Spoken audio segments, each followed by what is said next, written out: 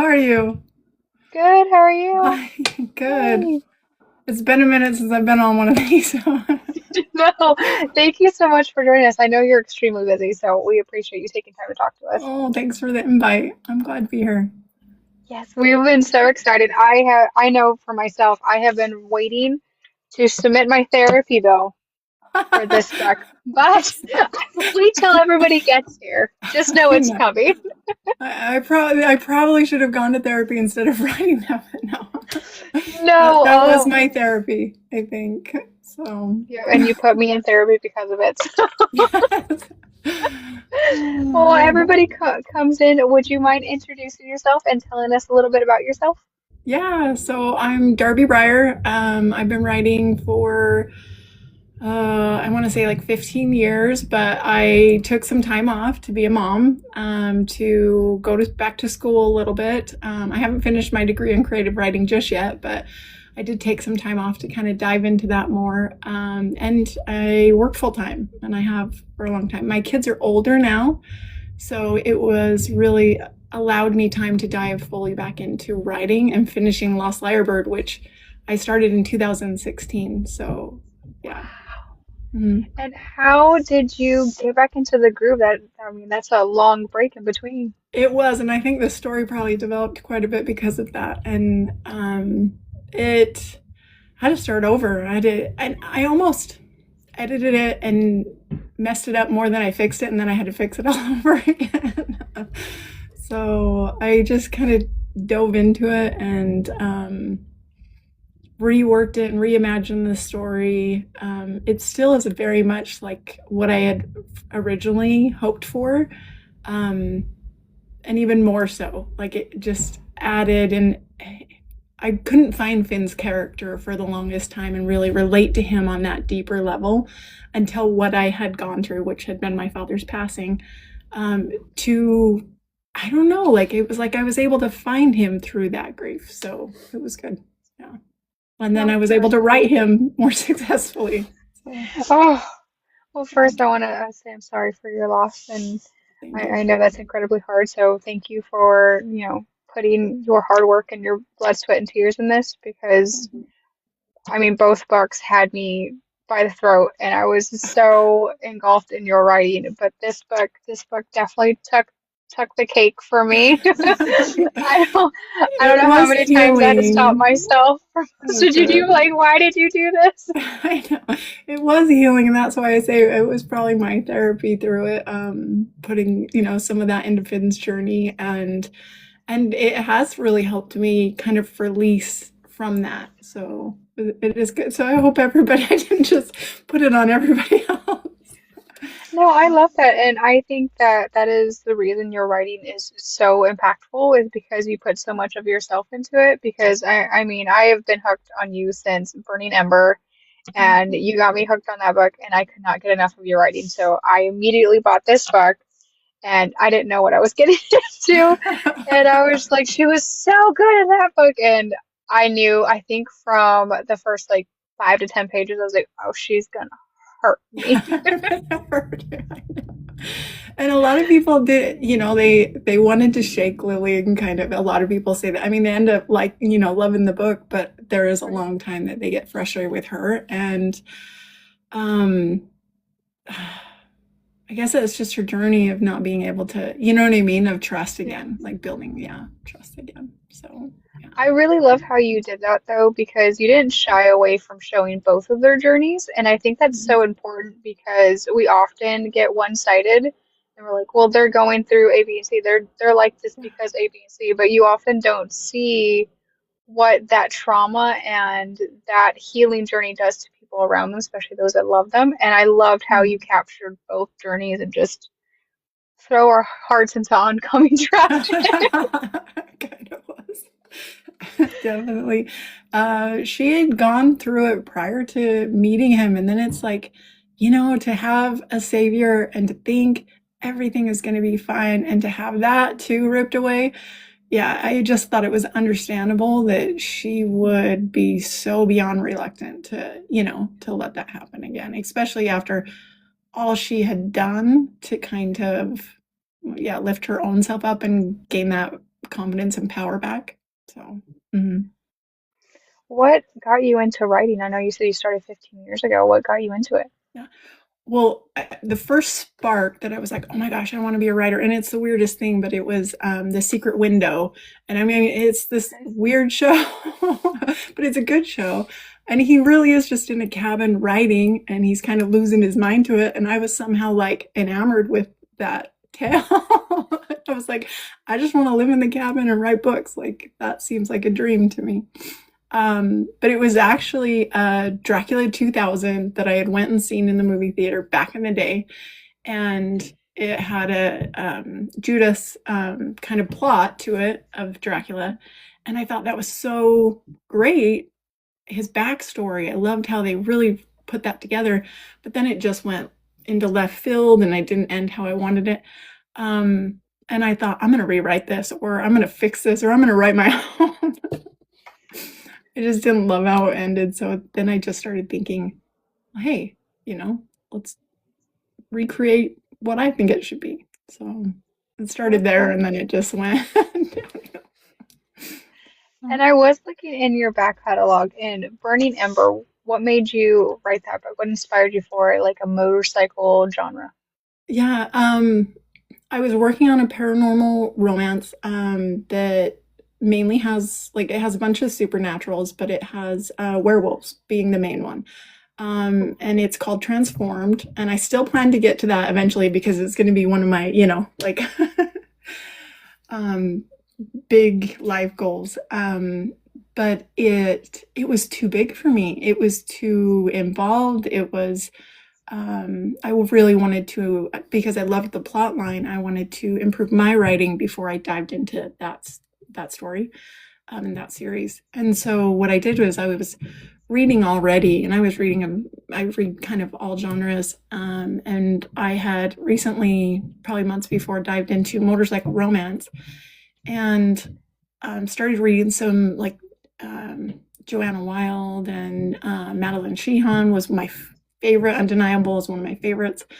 And I wanted to write something as gritty as that. Some like, almost where a little real life with the grittiness. But I wanted to write it epically to take it, to that next level. And I just, since I wasn't ready for the other story, I wanted to dive into that. And Burning Ember was really just this. I saw this picture of Mav and it sparked an idea for a hot scene. And I saw some of these little novellas that were selling. And I'm like, let's just practice with that. Let's do a small novella. We'll do a really hot biker scene and see how it does. And it turns into this 170,000 word novel that I spent like 3 or 4 years on total. So, yeah. You But, know, I commend you for working so hard on it because, I mean, it was so well written, and you have such a beautiful, unique way of writing a story that I honestly just get completely lost in like nothing else matters like in the way you feel because I got this book and I was like, okay, I always read the first chapter or so just so I can get mm, an idea like, okay, if I can read this or I need to be in like a different mood or different mental mm. space to read this. And I read one chapter and then I just didn't put it down. I was like, I can't do anything else because I'm so invested in the story. You had me sobbing at one of my kids' soccer practices because I was like 5 chapters in and I was like, no. So I'm just like sitting there crying. Oh, I think Oh, I just because I study the craft a lot. I eventually want to teach how to write romance, and I love like the hook and emotional beats and just ways that studying Harry Potter, studying Lord of the Rings, studying Game of Thrones, like what makes them so impactful, what makes them this huge legacy of storytelling. And then that's what I try to do for my books, is just bring it to that kind of epic emotional level. And eventually, I've tried writing something that's like less adult, but I can't. So I just can't. I no, try. I love your way of writing, Sarah. I'm always curious, are you a plotter or have you just kind of like just writing as it goes? How do you write? I've always been a plotter, major plotter. It's only recently that I started doing a little more pantsing. I Okay. have like a rougher outline so that I'm not spending so much time. And it's because I also want to go back through it and like write it, basically plot a little more and more, come up with, more themes, more symbolism, and then go back and I filter that through because I'm already editing so many times that it was like I knew what was coming next and what was coming next, and I knew what the ending was, like I'm writing this one right now. And so it's really like I'm letting myself not be so restrictive. Yeah. Okay. Mm. And with it taking spans of years, how do you go back into the document and I guess get your brain back into the mood of the story? Lost Library was hard because it had been so long and I was a different person, by the Right. time I dove back into it. And I'm like, and I was sick of telling everybody in my everyday life, you can't read this book. I'm sorry. I'm from Utah. I have a very religious family. I'm like, no, you can't read this book. Or coworkers, no, you can't read it. And so I was like, do I want to dive back into motorcycle romance? Like, I don't want to just be known for writing motorcycle romance. Right. And so I really was like, maybe I should write something else. But it was really the fans and the hawk hunting, like fan groups, that I felt like I owed it to them. They had waited so very long and they really hadn't come after me for making them wait. So they were nice about it, but yeah, I really felt like I need to finish this for myself and for them. So, mm, Oh yeah, I devoured this one and it was fun because I get halfway uh, and I'm halfway. I think that's when I first messaged you about the immense need for some kind of closure because I was like, I'm only halfway. I still have the other half of the book and you're doing this to me. at the end of And part I one, was, I think, yep, yeah. yep. And I'm sitting in my reading chair and I have it open and I like turn the page and it's like part two. And I was like, nope, I can't do it. I can't do it because I didn't want to turn the page. I was like, she has me in such an emotional turmoil. I don't know what to do anymore. Yeah, I almost like cut the book there, and then and had it be a duology, and then I'm like, oh, people will murder me if I Oh do yeah. That would have so. not been nice to me. No, and I figure all the people that had waited so long, I'm like, I can't do that. This just needs to be what it is, and and just yeah, deliver on it. So Well, thank you for not being mean and giving us the second half it took immediately. extra time. I pushed out the release date, but I'm glad everybody. Yeah, I'm glad Yes. that you got the I whole feel like story. that would have been more emotional damage if that's where it ended, because my mind would have went everywhere. And I feel like I controlled myself when I messaged you, being like, I'm submitting this. Hi, I need you in our live so I could submit this in person. Thank you. I Also love that. love you.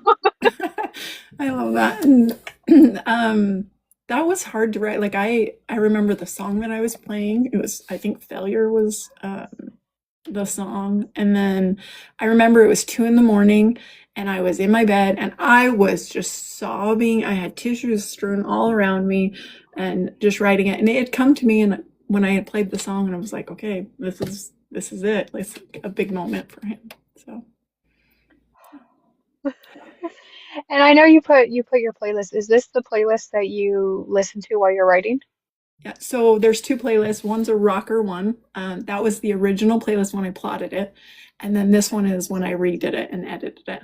And I put that together, yeah, as I wrote and kind of plotted and rewrote and edited and so Okay. And I know you said you're currently working on something. Are you going to continue this series? yes, but that's not the book. I have started Overdoser, and it does have a good word count. Not anywhere close to what it needs. But that will be the next book in the series. And what I'm working on currently is a Four Horsemen in the Apocalypse. And so it's a wide shoes, and it's the end of the world, it's Judgment Day, all of that stuff. So it's, yeah. And that will come Ooh. out, that will be the next one to come out. I've got the cover, and the cover is absolutely gorgeous. And now I'm 85,000 words on it, so another 25 and it will be done. Yay. I'm excited to And do what that. made you jump genres like that? I wanted to, for people not to think that motorcycle romance is all that I write. Mhm. I was going to, I have a Grim Reaper romantasy that was supposed to be my next one. And just with everything that was released this year, I was like, I'm going to put that on hold and I'm going to work on something else. I have a couple other things that I've worked on. A dark, twisted Alice in Wonderland tale that I'm working on too. And so I want to show, that I write these other genres that I love, fantasy and romantasy and these other things, and then get back to the biker romance. So, and then get back to Overdoser. Because And how do it's you an emotional toll on me too. I was gonna say I can only imagine what, especially both books, but especially this one, part you three, and I know you said it was therapeutic, so I can only imagine like the mental break that you would need from like these characters and these stories. But switching such genres, I'm always so curious how you guys are able to do it. 'Cause I'm not creative at all, so I'm like, if I have one idea, like this is gonna be my one idea. I don't think I can jump over here. It almost fuels my writing to jump. Okay. So like I will write a couple chapters in the apocalyptic romance, and then I'll go to the Allison because it's pretty dark and it's pretty wrathful and anger, of this. You have kind of a huntress. It's called, yeah. Anyway, and so it's almost nice to jump because then I can have whimsy and I can have fantastical things and I can create a world and I can just let my imagination run wild. And so it's almost like I'm balancing the emotions for myself too, and then I can go back into it. Yeah, and do that. But I'll put on a song for my playlist, which this one, there's not a lot of songs with words. It's like this epic fantasy battle music. And Ooh. that's what I'm writing it to. And so some of the time I'll put that on and I'm just rage writing. I love that. And how are you balancing? Because you said you work full time, you're also taking classes, and you're right. How do you balance everything?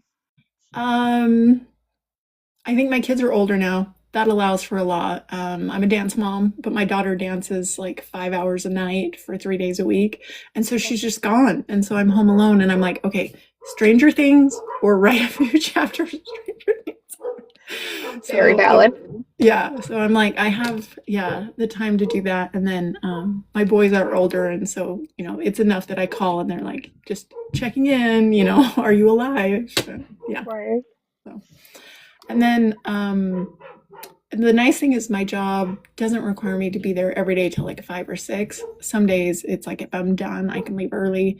And then also they know I'm a writer. And so on one of the days of the week, I'm like, if I roll in at noon, it's because I'm writing. So, and they're cool with it, which has been really nice. Amazing. Hmm. I love that they're so like helpful when it comes to your inspiration because we need more. I know I need more because I finished this one and I was like, okay, what else? What else does she got? What else do you got? Yeah, I have, and that's the thing is my as I was working and taking the time off and still raising my kids, I was still getting tons of ideas. I almost couldn't listen to music because music brings that plotting and those ideas out. And so I just started making notes and notes with my phone and I would plot them all. I think I've got like 67 different different titles or series or things that I've plotted over time. And so really now I just need the one day when I retire, I'm going to just write my butt off. Yeah, get them out. So Yay! So we'll be fueled. I love And with plotting. I see. I'm so excited because, like I said, your writing is so captivating, and I just look forward to whatever you have to offer. So I'm like, whatever little breadcrumb you can give us, I'm gonna just like be Check it like, yes, yes, out. yes, keep giving it to me. Yeah, for the next couple, I have the Overdoser, and that one I feel like because he's a Navy SEAL, and you have kind of an unrequited love for a long time with Bethany. If you kind of remember her from the bar scene, and yeah, Right. and with Hodge, and for him, it's about fortitude and determination and finally like getting sick of her telling him no and Right. yeah, and going for his woman kind of thing. Um, I have a Mass Men series, or not a series, a standalone with three Ooh. Mass Men, and they're athletes. Yeah, and she's a MILF, so it is an age gap, reverse age gap. Yeah. And then I have just it's a contemporary one where you've got a dynamic couple that's relationship is in trouble, and they just find a really quirky way to fix it. So, Ooh. but I'm getting so excited. I know it's like, gimme, gimme, gimme, like gimme.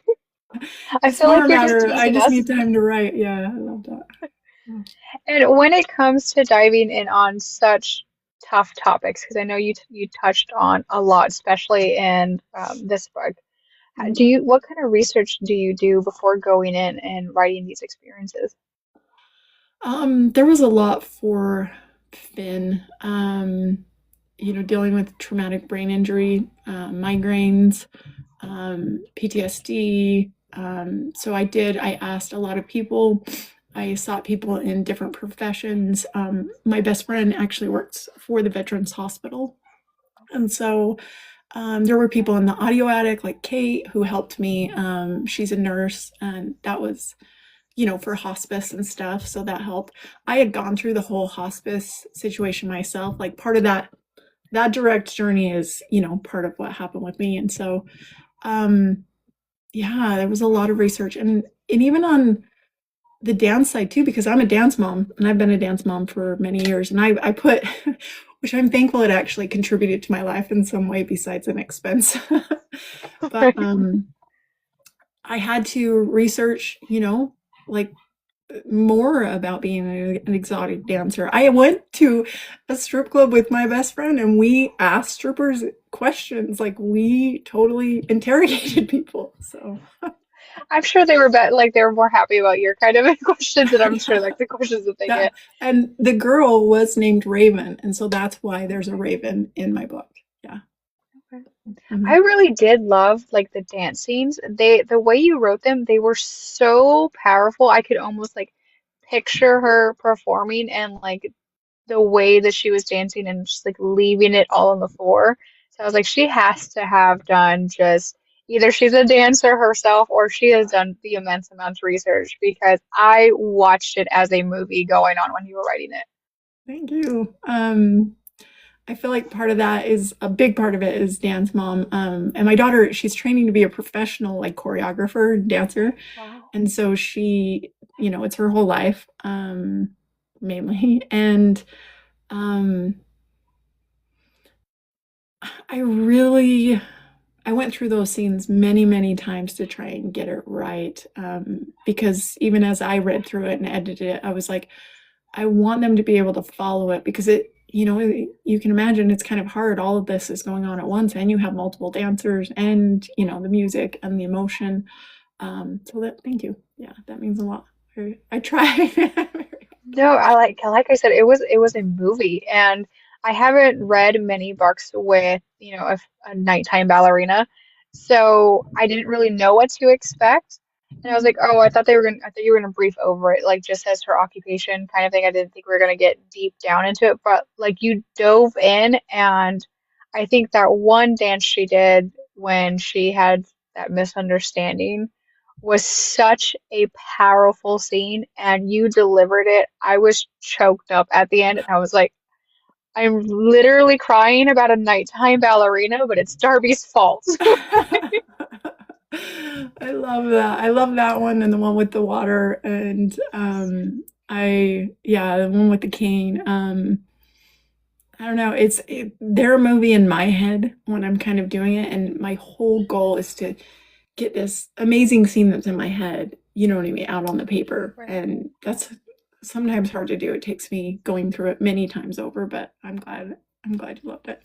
It means a lot. Oh, I loved everything you've written so far. That's why I was like, I'm gonna have to have her on, see if I could squeeze her for like more details on when the next book's coming on. Like I maybe if we love put a little pressure on. Well, and it developed as I went, like it was a dance, you know what I mean? And she had like a a suit on. And then it was like, oh, we need a mask, we need a flower, we need a cane. You know what I mean? And we're gonna piss him off. Yeah. So it really does it. And I kind of would say that as to writers, like, is the more you go through it, as long as, because sometimes I mess it up more than I fix it, but at the same time, I felt like it just blooms, like a flower. Like it just, you add more details, get it to just, I don't know, sync more with what's in your head with that movie scene and make it flow a little bit better. So I love it. I'm excited for your upcoming projects. It's like hopefully I can, persuade her.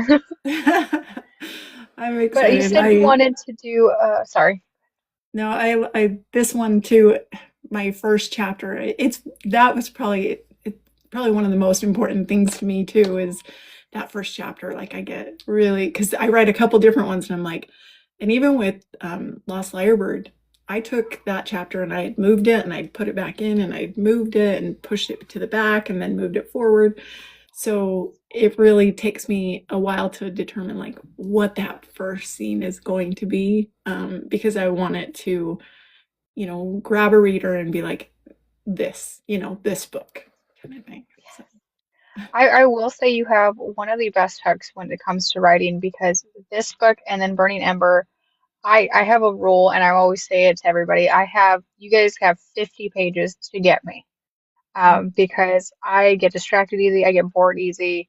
And I was like, if it takes a long build up, I'm gonna have to go back and forth and back and forth.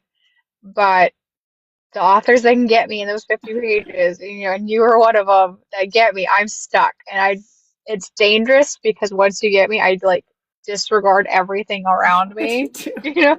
And it's like, oh, you're hungry, here's some goldfish. I need to finish this chapter. Like, Yeah. and I'm like, Mhm. I can't put this down because I'm going to be thinking about it all day. And when I had to put the book down to do, because I'm an adult and have to do stuff and I have kids that depend on me, I'm like, I have to put it down.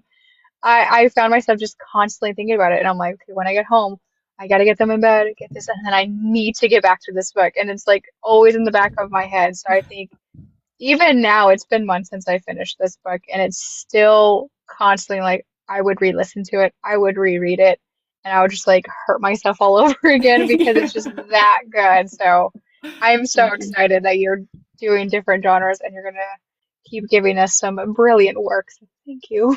Thank you. Yeah, I'm excited. I can't wait. I can't wait for these ones. I feel like they'll give you a bigger glimpse into my mind as, yeah, good, because this goes darker, one of them, it goes quite dark and um I don't know, intense, and that there's angst, of course, because I feel like Lost Lair was a lot of angst, right? Victoria nearly killed me. But Valid.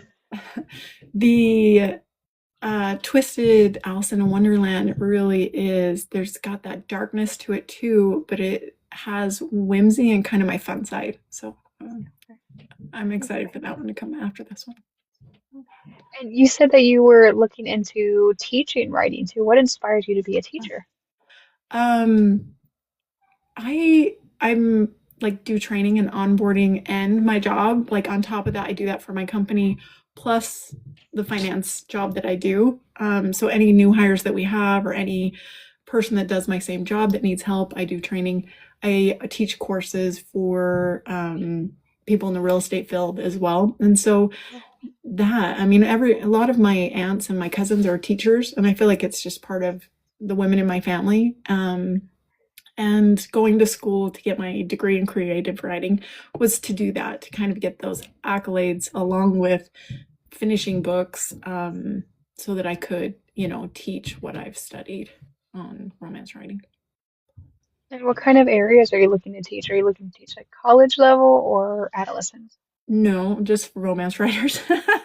Oh, okay, okay. Like I I didn't know if you were want, gonna go yeah, I schooling or want not. writers that love the genre, and I am a lover of, writing romance. Like I really, that's where I want to dedicate like my time and my free time and my stuff.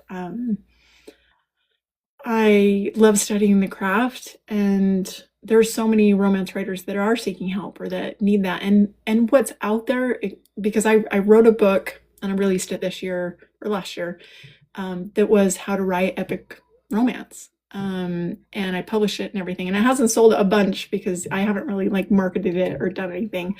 Um, but it was for that reason that I felt like everything out there that you can buy to help you write creative writing, it's not centered around how to write romance. And this one Right. is, and it's even more specific on how to write epic romance that's very emotionally like draws you in, keeps the reader there, and so it's all the lessons I've learned. All the things you excel at. So. Well, yeah, we were very excited, and I was wondering, are you planning on doing any signings at all this year? Yes, I'm attending the one in October. That's Ruby Darling event. I haven't planned a bunch. I did fill out the Tempted by Fiction. I'm on the wait list for that one. And I think there was one more that was in Utah that I filled out the paperwork for.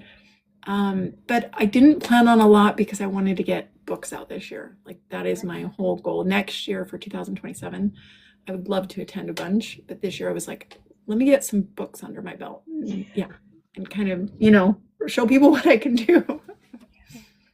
And how is it hearing your words in audiobook form? It's so weird. It's surreal. It's super surreal. It's amazing. Um, I really it takes it to a whole nother level. The first time I got the clips from the narrators, it was for a marketing piece, and I immediately started bawling within 10 seconds. Oh, So it's amazing to bring it to life in that way. Um, it's even more so than, I mean, it's a movie, but you just get their internal feelings and their conflict, and just draws you into the emotion even more. I love reading, but that, yeah, together I can imagine the tool reading. It's because amazing. I ended up reading this book first, and then I listened to the audiobook. And you already wrecked me with your words, but listening to the performance was It just a hits different different, level. huh? I I felt the rawness of your words, but hearing it, hearing their voice break, hearing the emotion, like them trying not to sob, delivering your words, I was a mess. I needed like 2 weeks to like recover and write a full review because I was like, I need to process all of this emotional roller coaster that I just went through. Yeah, it hits different. It takes it to a Yeah. whole nother level. And Heather Firth and Joe Arden did an amazing job. Heather even said that she cackled at the very end, and that they almost wanted to leave that in. And I love her for this. Like she did an amazing job as Lily. And then Joe Arden just, I mean, as Yep. Finn was amazing. Yeah, just especially chapter 47, when he hits that breakdown. I couldn't have been better. Couldn't have been. Yep. So, mhm. Yep. I couldn't read it. I remember telling Book Club that I was reading it. And once I read it, I was like, I don't know, I'm in a pretty big slump. I was like, I'm gonna try to read like some fun novellas. And then I had the pleasure of getting the ALC. And I was like, oh, okay, I'm gonna listen to it. I already know what happens. I should be fine. I couldn't listen to anything. I couldn't read anything. I was like, I'm still processing this. Like, I honestly can say that this book, what you put me through, has stuck with me more than a couple other books, the series, because I keep coming back to this and I keep coming back to it. And Oh, thank you. having my family in the military and, having people go through scary situations and be around scary situations and be injured, I Hmm. just, it hit so close to home Hmm. that I just couldn't get away from the draw that I had to your writing. And then listening to it, I was like, there's nothing that can compete with the emotions coming out of this. And I don't want to spoil it for anybody, but like her waiting for him to come home and that's our biggest fear. Like I'm a military spouse, and when your husband goes Yeah. overseas, you don't really get much contact with him, Mhm. and the And they news is don't a think scary, anything's scary gonna place. like as they don't Yep. nothing's gonna happen. They're like, Right, and you have to have that mindset, like they're gonna be fine, nothing's gonna happen. But mhm, the news is a very scary place, yeah, and when you're seeing things on the news and you're not being able to get in contact with anybody, you yeah. don't know what's going on, no one's telling you anything, your Mhm, mind goes to the worst case scenario. And my husband deployed when I just had my daughter, so I'm a new young mom. He deploys, and that part of the story broke me. I was like, she is sitting there waiting for him, and mhm. she's like, he's not gonna leave me. He's gonna come in. We're gonna make it through. And then It's for him mhm. not to come back, I was just crying. I was like, Darby. It really, yeah, and I remember that scene because she with the landlord, you know what I mean, and Yep. waiting and not having news and not having the places to go to get the Hmm. details because sometimes they just won't, you know what I mean? They're not answering They and they don't. don't They won't come give you and who do you anything. contact? Nope. Yeah, so thank you. That means a lot to me. And I'm glad that it was based, you know what I mean, that it matches with reality and that Oh, people it definitely did because her, going to different people and them not giving her any lick of information is 100% accurate. I mean, I was a mhm, spouse and they weren't giving me anything. And you had to wait and wait, and you're calling people and you're messaging people and you're like, somebody tell me something, and it's crickets. They're like, well, when it's released, we can tell you. And mhm, being young, because I had my daughter at 21, yeah. being young, being by myself in a new place I've never been before, not around any family. Yeah, He because was you've my never, lifeline. Yeah.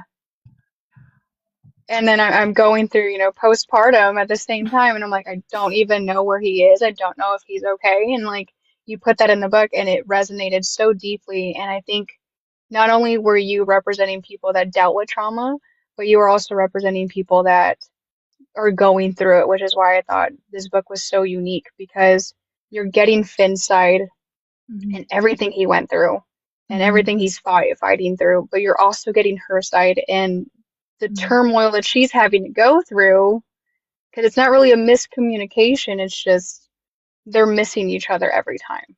Yeah, like So it's just life. It's just life. You know what I it's life. mean? Yes, Yeah, yes. it's just sometimes life, yeah, it gives you shitty cards and you know what I mean? And life Yep. happens and it doesn't work out. Yeah, it just, mhm, And her being able to get herself out of that crappy situation mhm, and being this guarded person was so relatable because people that are going through stuff like that and have to deal with terrible situations to survive, they're not going mhm. to be the same person at the end. No. And And I loved watching her go. the secret kind of reveals, you know, of what she actually is and what she Yep. actually does and who she's becoming all this time because it Yep. evolves, you know, through the whole book to show it wasn't just this, it wasn't just this, it wasn't Yep. just this, you know. And so I love that for her because it's the opposite of feeling weak and helpless like she was before. Yes. Yep. Mm, That I loved her character art because the way you delivered her, and then her at the end was so cathartic because she started this broken on her own.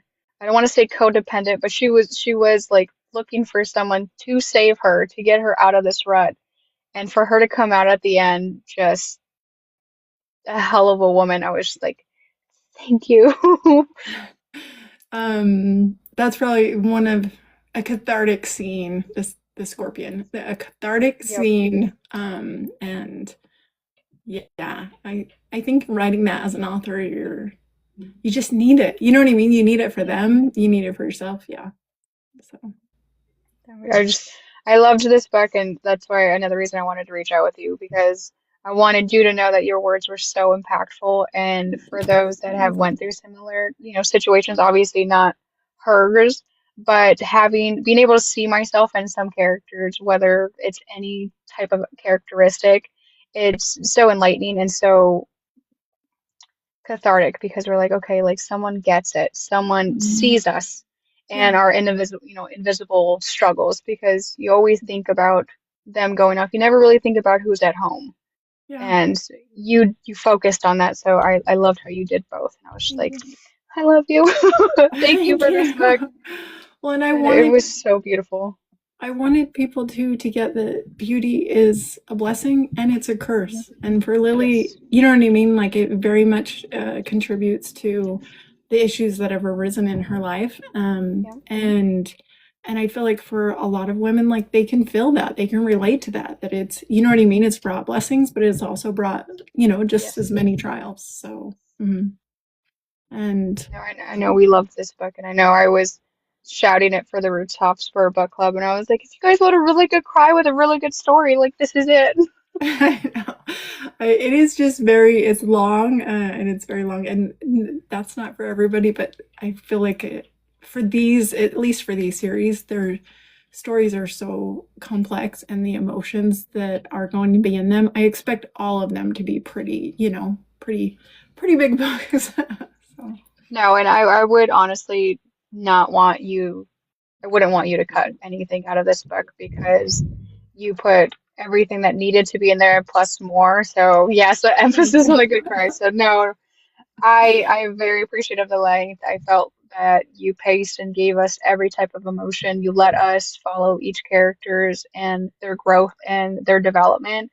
And I think that's so important, especially when you get to the end, because they're completely different people than when you Mhm. start on page one. Yeah. hmm And there's still more to come because of that scene that's in A Perfect Christmas with Chaos. Everybody's kind of asked about that. Um, Yes. and so I have wrote, I don't, it will be like a small, kind of like A Perfect Christmas with Chaos was, but it's Okay. a small wrap up of what you need to know that finalizes their story. Yeah. So Okay. Give us some that's closure. coming. Yes. And Yay. I'm hoping that, yes, that should come this year as well. So. Okay. I'm so excited. Well, I know I've gushed about this book, and if you're okay, would you mind if I bring in the rest of book club? Yeah, I'd love to. Yeah. Yeah, that sounds I'm amazing. sure they have therapy bills to submit to you as well. 'Cause I don't think there was a dry eye in this house when we were reading this book. All right. Okay. Hello, ladies. Hello. Morning. There Hi. Hi, May. we go. Hi. Hello, everyone. Hi. Darby, So, on behalf of my family and echoing on what Christina said, as a sister of a military person, I would like to thank you for everything because not knowing where hello. my brother was half the time wasn't easy. It's not an easy thing, and most people don't get that, you know. Mhm. So thank you for your words. Thank you. You guys are going to make me cry. Thank you. That means so much to me.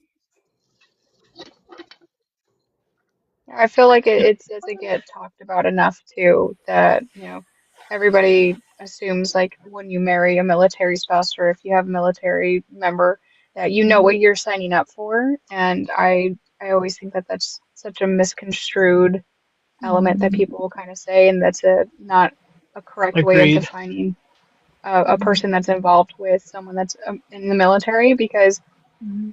sure, do you know the possibilities? Absolutely.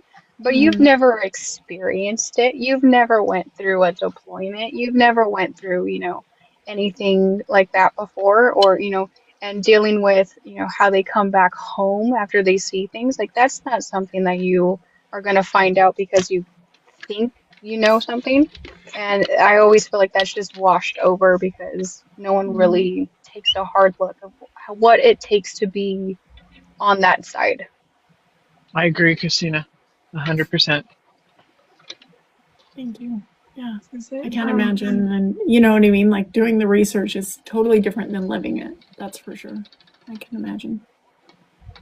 I have read Burning Ember. I have not continued the series. Um, I'm now looking forward to it, but scared at the same time. It's scary. Um, That's a because compliment. I can relate to the military aspect a little bit from what you guys are Mm, talking about. My cousin did 4 years, and there was a scary, scary time. And like Christina just said, when he came home, it's been the hardest thing to see somebody go through. mm, Um, and then on top of that, I heard that there's a mention of TBI. mm, Um, I am currently dating somebody who's going through that, so I'm terrified now, but I have to know how these stories go. So knowing that mm. they've already gone through it, I have a support system. So Thank you. Yeah. I'm looking forward to that. But yeah, your writing just has a way of captivating you from the beginning and drawing you in. And um, I have actually listened to Burning Ember twice now. The first time I did it at work, which was a horrible, horrible thing to do. I can imagine. Number one, because of things, and number two, I couldn't focus the way I needed to. So I had to go through it again because I was like, I need to focus.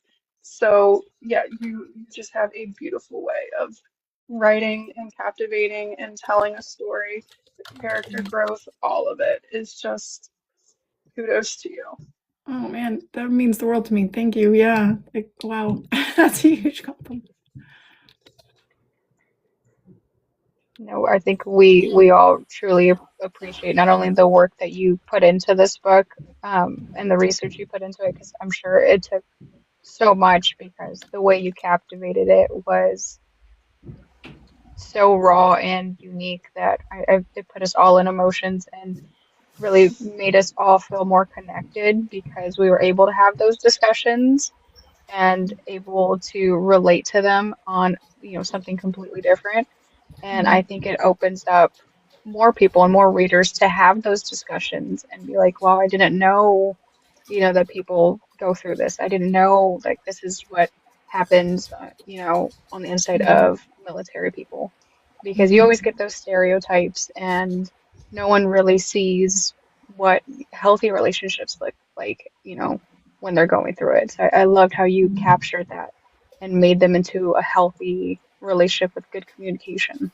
mm. Well, and Finn, I really saw as he loved this woman. Like he knew it without knowing it, and Mhm. his mind knew it, but he couldn't get past the holes of that injury to find her. And it's like he was willing to travel any road, go down any path, find, take any little piece of a hint to discover who she might be or where she might be. And I love as those puzzle pieces kind of unravel because you're learning just like he's learning, who she is, and then how he has to change his tactic of how to go about that because what he's doing isn't working and he's killing himself trying. So And Ness, you said you had a question. Yes. Uh, hi, hi, Derby. hi. I'm sorry. Hi. Thank you so much for being our guest, first of all.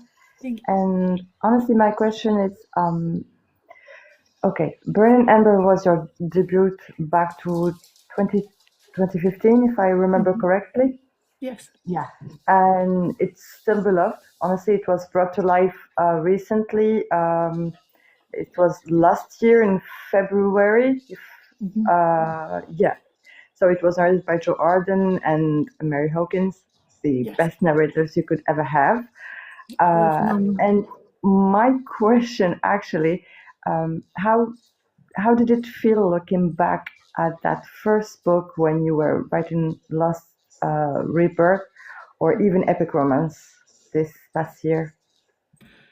How did that feel? Like when I heard that one when it was released, like because we re-released it, I re-edited, had it re-edited, and then we did a new audiobook. And Yeah. it had originally in 2015, 16, Mm-hmm. what the audiobook version of Burning Ember that had first been released was in duet. So it was like Right. one of the books in duet, and the narrators were good. I just wanted to take it to a whole, new level because I had re-edited it and was bringing it kind of back to life. before I did Lost Firebird, and Marie and Joe delivered like I had no idea an audiobook could be at that level.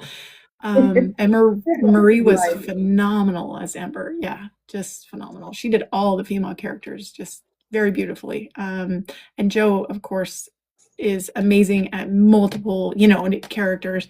And he just owned every single one of those guys. And the accent for Mav was just, yeah. Right. When you were writing Lost Library, sorry, Mhm. that the first one was it was back to 2015, and the second one it was recently. So Yeah. the process when you look to your first book and now the second book, how do you feel like the change, the evolvement? Like that's what I feel. That's what I want to ask. I want to say that I'm still very much a plotter, and I still come up with, like, I still study emotional beats and themes and symbolism and weave all of that and want it to be emotionally devastating at times, but also taking you on a journey that's up and down, sideways.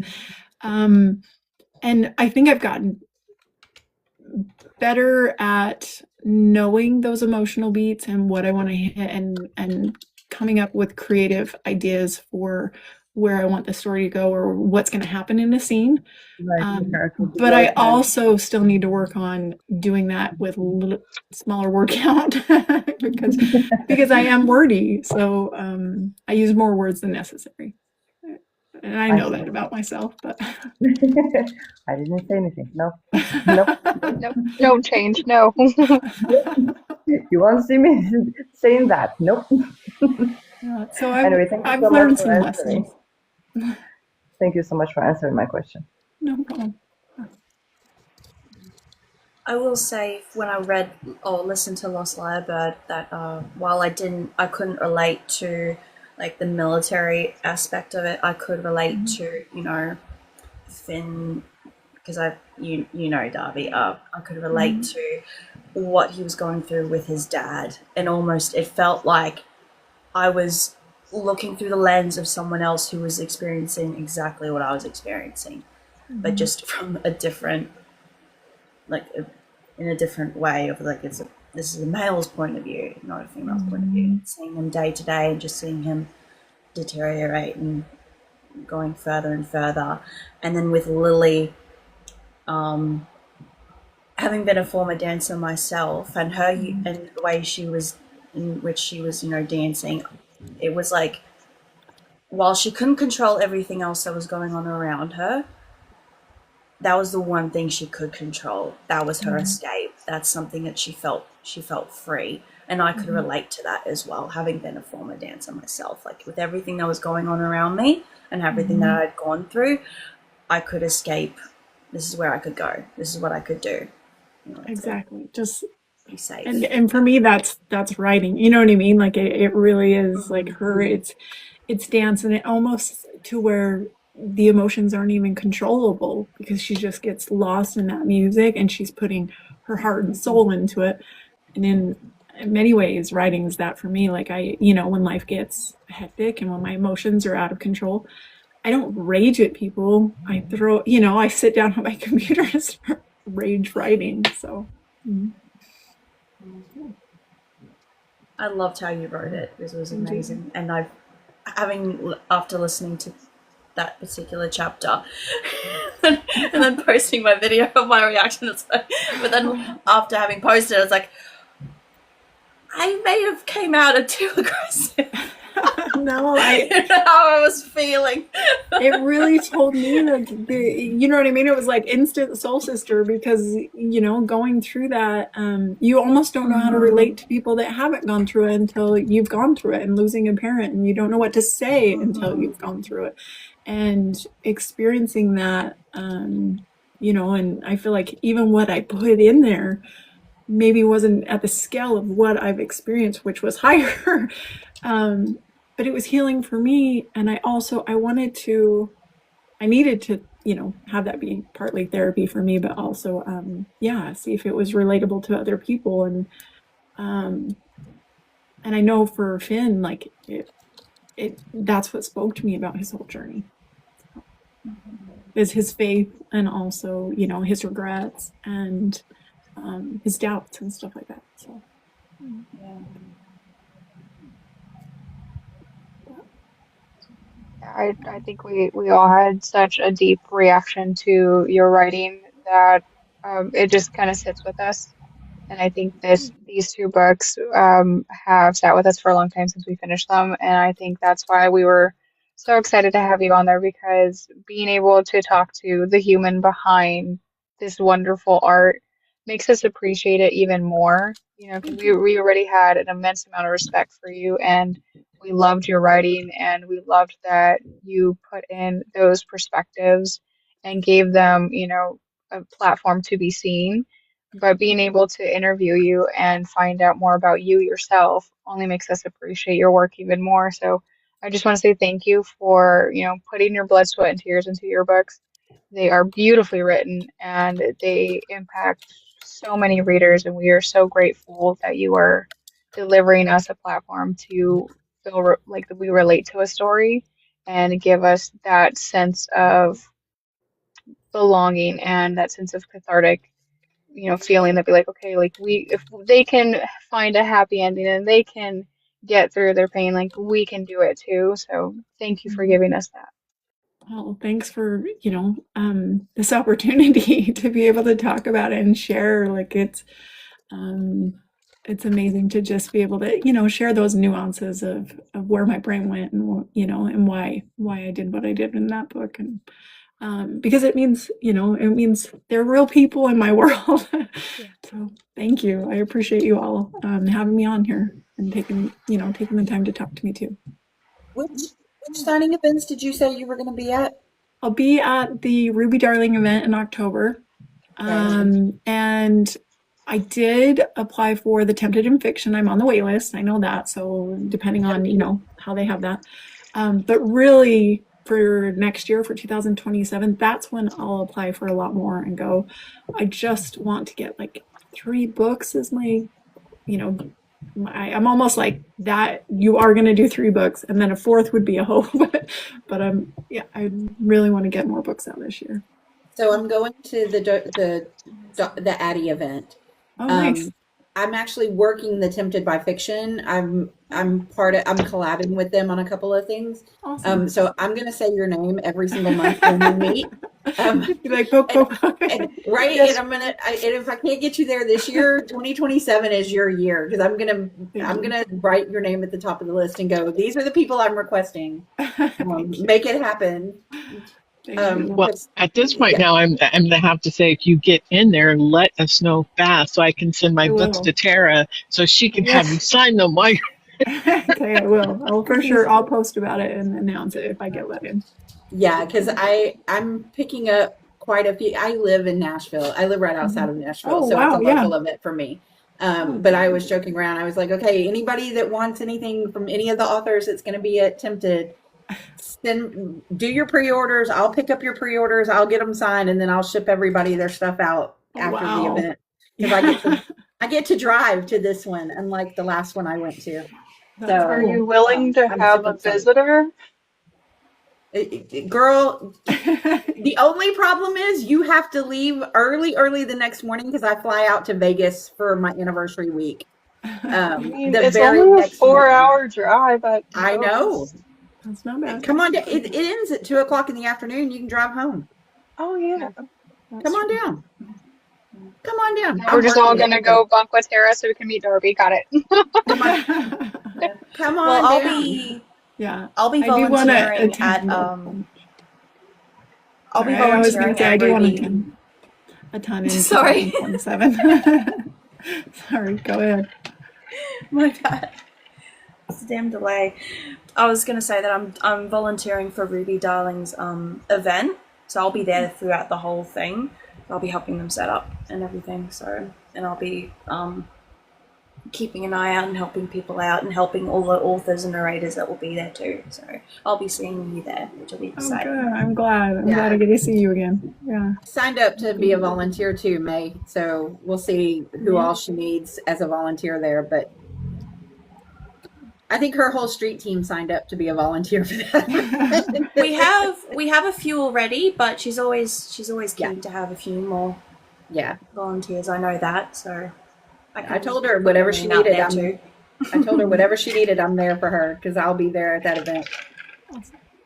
I know I made everybody like super emotional and want to cry, but do we want to take a picture now? I'm making everybody cry about the book, but wipe your tears and let's take a picture. All right, are we ready? Miss Wendy, do you want to show your face, darling? Before us now. Sorry, I'm cooking, and so I'm walking all over the place. Go ahead. Go ahead. I'm good. Do you want to show your face, love, or no? I don't think so. You know Okay. why? It's totally okay. I just want to make Goodness. sure first step. All right, are we ready? Yeah. All right. 1, 2. Yay! I blinked. I wait. Well, Darby, thank you so much for joining us. Thank you for having me on. It was wonderful talking with you ladies. I appreciate it so much. Thank you. We hope to have you back when you put out more works that we will devour and worship you for. That's why I couldn't. You I'm still look excited. fabulous. Oh, come on. I look like a potato. No, you look amazing. But thank you so much, Darby. Like I said, your books mean so much to us. So thank you for Thank you, joining us and ladies. talking to us. Have a good night. Appreciate it. Bye. Bye. All right.